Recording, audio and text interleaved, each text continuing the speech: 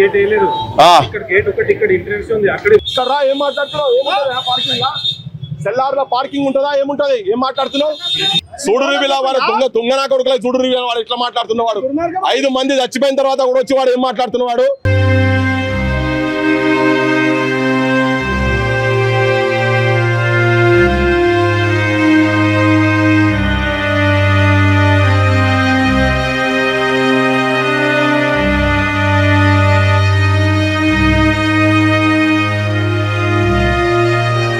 తరచుగా జరుగుతున్నటువంటి ప్రమాదాలకు కారణం ఏంది? ఇన్ని ప్రమాదాలు జరుగుతున్నా కానీ ప్రభుత్వాలు కానీ ఇక్కడ ఉన్నటువంటి పోలీసులు కానీ ఏ విధమైనటువంటి చర్యలు తీసుకోకపోవడానికి కారణం ఏమై ఉండదు? రాజకీయ వ్యవస్థకు పాలకులకు చిత్తశుద్ధి లేదు. జనం ఏడన్నా చచ్చిపోని ఏమన్నా కానీ ఏమన్నా కలవడని వాళ్ళు ఆత్మహత్యలు చేసుకొని ఇటువంటి ప్రమాదాలు అవి చచ్చిపోని రాజకీయ వ్యవస్థకు ఎవరికి కూడా చిత్తశుద్ధితోటి నిజాయితీతో ఎవరు ఆలోచిస్తలేరు కాబట్టి వీళ్ళ ప్రాణాలను కాపాడాలనే ఆలోచన ఎవరికి లేదు కాబట్టి ఇటువంటిది ఉన్నది. ఇగో దీనిలో చచ్చిపోయిన ఒక చిన్న నేను ఫోటో చూపిస్తాను మొత్తం సమాజానికి ఒకసారి చూడుర్రి. చిన్న పిల్లగాడు, ముఖ్యమంత్రి మన్వాని వయసు ఉంటుంది ఇది. ఆ ముఖ్యమంత్రి ఏమో వాళ్ళ మన్వాని సోకులకు మెస్సీతోని ఫుట్బాల్ ఆడిపించిండు. చూడు ఎంత అందంగా ఉన్నాడు, చూడు ఎంత ముద్దుగా ఉన్నాడు ఈ పిల్లగాడు. ఈ పిల్లగాడు ఇప్పుడు ఇలా కాలబడి చచ్చిపోయింది. ఐదుగురు ఇట్లల్లా 2 అన్నదమ్ములలో ఒక పిల్లగాడు. ఈ ఫోటోలు ముఖ్యమంత్రి నీ మన్వాని పక్కకు నువ్వు ఈ ఫోటో పెట్టుకుంటే నీకేమైనా సోయికి వస్తుంది. అరే ఇట్లా నా చేపట్టి నా అసమర్థతతోటి ఇట్లా బలి అయిపోయిన చిన్నపిల్లలని చెప్పని నీ మంత్రులందరికీ, నీ ఉప ముఖ్యమంత్రికి అందరికీ నీ ముందర రాగానే పెట్టుకో. అసెంబ్లీలో కూడా ఇటువంటి ఫోటోలు పెట్టుకుంటే మీకు ఏమైనా బాధ్యత గుర్తుకొస్తుంది, మీకు ఏమైనా సోయికి వస్తారు. ఆత్మహత్య చేసుకున్నటువంటి ఆడపిల్లలు కూడా ఎవరు నిరుద్యోగుల సంబంధించినటువంటి వాళ్ళు ఇప్పుడు ఇక్కడ 5 మంది చచ్చిపోయినారు. ఇది కొత్త కాదు.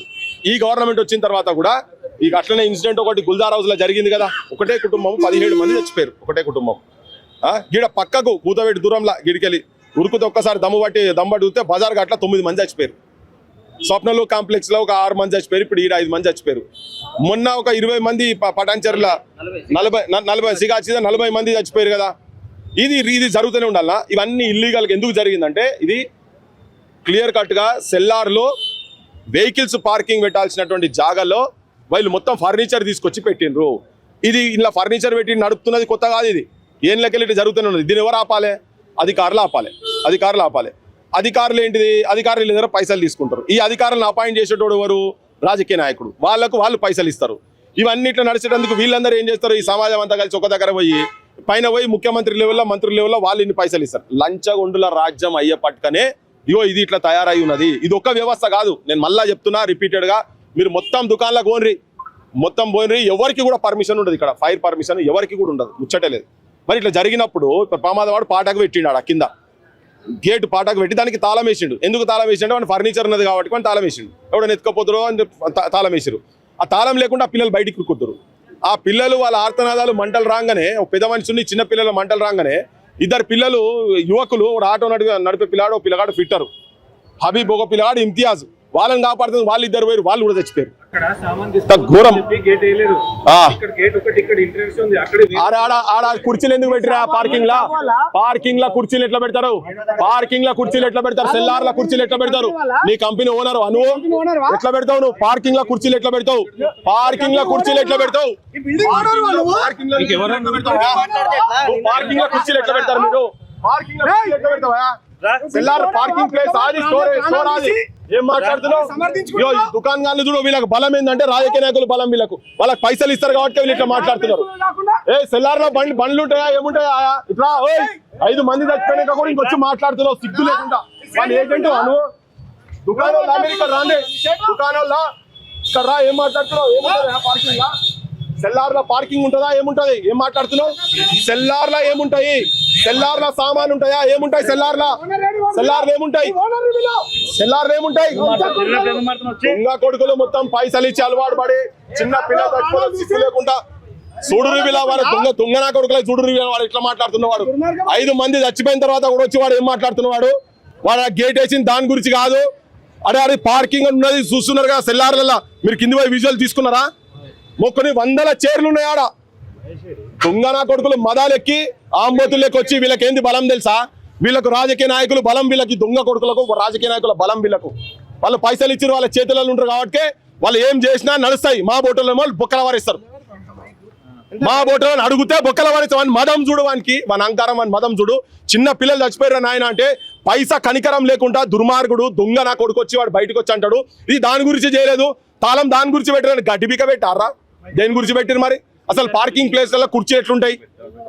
ఏం చేస్తారు? గవర్నమెంట్ చేసినాక ఇంత బహిరంగంగా వచ్చి మాకు శాత కదా దౌడ మీకెళ్ళి పెడితే పనులు రాలుతాయి వాని దుకాణాన్ని మొత్తం బిడ్డ మీకు ఆ రోజులు కూడా వస్తాయి. అది కూడా అయితే ఆ తిరుగుబాటు కూడా జరుగుతుంది తెలంగాణలో. చచ్చిపోయినాక కూడా కనికరం లేకుండా వాడు వచ్చి మాట్లాడుతుండే ఇంత ధైర్యంగా మాట్లాడుతున్నారు. వాని అహంకారం ఏంటిది? పోలీసులు అటు పంపించారు, సరే గొడవ అవుతుందని చెప్పి వాళ్ళు పంపించచ్చు. ఇది ఇంత దరిద్రంగా, ఇంత దారుణంగా, ఇంత అన్యాయంగా, ఇంత దుర్మార్గంగా చనిపోయిన కాడికి వచ్చి కూడా ఈ దుకాణదారులు ఎందుకంటే పక్కా వీళ్ళు పర్సెంటేజ్ ఇచ్చి పైన దాకా పైసలు పోతాయి కాబట్టి వీళ్ళకి అతి ఇట్లున్నది. రాజకీయ వ్యవస్థ ఇటువంటి దుర్మార్గుల చేతుల్లో ఉన్నది కాబట్టినే ఇవాళ ఈ దుస్థితి ఉన్నది. ఈ దుర్మార్గుల కథ గట్లున్నది. చచ్చిపోయిన నాయన అన్న కాడ కూడా ఇంత దుర్మార్గంగా మాట్లాడుతున్నారు. అధికారులకు ఇప్పుడు ఇది చూడాల్సింది ఎవరు? అధికారులు చూడాలి కదా. క్లియర్ కట్గా కింది నుంచి పై దాకా లంచగొండ ఇల్లు మొత్తం. ముఖ్యమంత్రి లంచగొండ అయింది కాబట్టినే కింది దాకా అయింది. ఆయన చక్కగా ఉంటే అన్ని చక్కగా అవుతారు. కింద ఎవరైనా నిజాయితీగా పనిచేయాలనుకుంటోని కూడా చేయనియర్ వాళ్ళు. నువ్వు అవినీతి పరులు హ్యాబిట్స్కి వెళ్ళి నాకు ఎంత కలెక్షన్ రావాలి, హ్యాబిట్స్ పోలీస్ స్టేషన్లోకి వెళ్ళి నాకు ఎంత కలెక్షన్ రావాలి, హ్యాబిట్స్ ఫైర్ ఓన్ దగ్గరికి వెళ్ళి ఎంత కలెక్షన్ రావాలి, వాళ్ళు డిమాండ్లు పెడతారు అక్కడ పైన రాజకీయ వ్యవస్థ మొత్తం. అందుకే వీళ్ళు అవినీతి పరులు అవుతున్నారు. మంచిగా చదువుకొని సమాజానికి సేవ చేయాలనుకునే కూడా ఒత్తిడి చేసి వాళ్ళని ఇటు సైడ్ తీసుకుపోతున్నారు. స్టాఫ్ లేదు, రిక్రూట్మెంట్ చేస్తలేరు. వీళ్ళు రిక్రూట్మెంట్ చేయాల్సిన అవసరం ఉన్నది.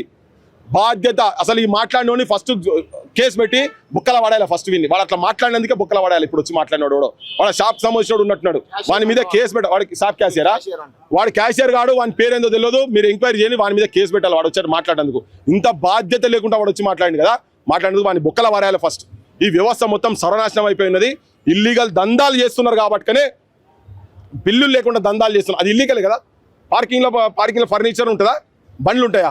అది ఇల్లీగల్ దందా. వాడు చేసేది ఇల్లీగల్ దందా. ఈ దందాలకు పైసలు కిందికెళ్ళి మీ దాకా ముడుతున్నాయి. చెప్పిన కదా ఈ ఫోటో అందరూ చూడాలి, జనం కూడా చూడాలి. ఈ ఫోటో జనం చూడండి. ఇప్పటిదాకా చూపించిన మళ్ళీ చూపిస్తున్నా. ఇప్పుడు వాడు మాట్లాడేందుకు నేను మళ్ళీ చూపిస్తున్నా. ఈ పిల్లగాడు చచ్చిపోతే కూడా కనికరం లేకుండా వాడు వచ్చి మాట్లాడతాడు తాళాలు దాని గురించి కాదు అని. బండ్లు ఉన్నాయి దగ్గర. ఇప్పుడు ఫైర్ పర్మిషన్ ఎట్లుంటుంది? అది బయటికి రావాలా లేదా? ఇప్పటికి 24 గంటలు దాటింది. నిన్న 12:30 జరిగితే ఇప్పుడు 1:30 అవుతున్నది టైము. ఇప్పటిదాకా ఇంకా పొగలు వస్తున్నాయి. దాంట్లోకి వెళ్ళి దాడికి వెళ్ళేస్తారు బై ఫైర్ వాళ్ళు ఎన్ని ఉన్నాయి? పాపులేషన్ ఎంత ఉన్నది? పాపులేషన్ తగ్గట్టుగా ఫోర్స్ ఉండాలనా? ఉద్యోగస్తులు ఉండాలనా? లేరు కదా. మరి లేకుండా వాళ్ళు ఏం చేస్తారు? మొత్తం ఈ మంత్రిత్వ శాఖ కూడా ముఖ్యమంత్రి చేతి కిందికి వస్తుంది. ఫైర్లు ముఖ్యమంత్రి చేతి కిందికి వస్తాయి. ఆ పోలీస్ డిపార్ట్మెంట్ ముఖ్యమంత్రి చేతి కిందికి వస్తాయి. ముఖ్యమంత్రి అసమర్థుడు అయ్యి ఇగో ఇది చూస్తున్నాం మనం జనాల లోపల. ఇది చూస్తున్నాం. ఇంతవరకు వాళ్ళకి ఎలాంటి కాంపెన్సేషన్ కూడా ప్రకటించలేదు ప్రభుత్వం, స్పందించలేదు. ఈయన తెలంగాణ వాళ్ళు అంటే ప్రేమ లేదు కదా ఈయనకు. బీహార్ వాళ్ళు అంటే ఆంధ్ర వాళ్ళు అంటే ప్రేమ ఉంటుంది ఈయనకు. ఎవరు చచ్చిపోయినా కానీ వాళ్ళ సావును ఎవరు చచ్చిపోయినా కానీ సావద్దు అని చెప్తాం మనం. బరాబర్ సావద్దు అని చెప్తాం. కానీ ఇటువంటి సంఘటనలు జరిగినప్పుడు ప్రభుత్వాలు స్పందించకపోతే మాకు ఇటువంటి మాట్లాడాల్సిన అవసరం పడుతుంది. బీహార్ వాళ్ళైనా ఎవడైనా పొట్టకూటి కోసం వచ్చి 9 నెలలు కడుపులో పెట్టుకొని సాధిన బిడ్డ పైకి వచ్చి ప్రయోజకుడు అవుతాడు అనుకొని ఎక్కడో ఊర్లో ఉండేటోళ్ళు వచ్చి ఇక్కడ వచ్చి వాచ్మెన్ గిరి చేస్తుంటే చచ్చిపోయినరు. బాధ్యత లేనటువంటి ప్రభుత్వం వైఖరితో చచ్చిపోయినారు కదా. వాళ్లకు కాంపెన్సేషన్ అనేది నథింగ్. ఇటువంటి ఇంకోటి జరగకుండా చూడాలి.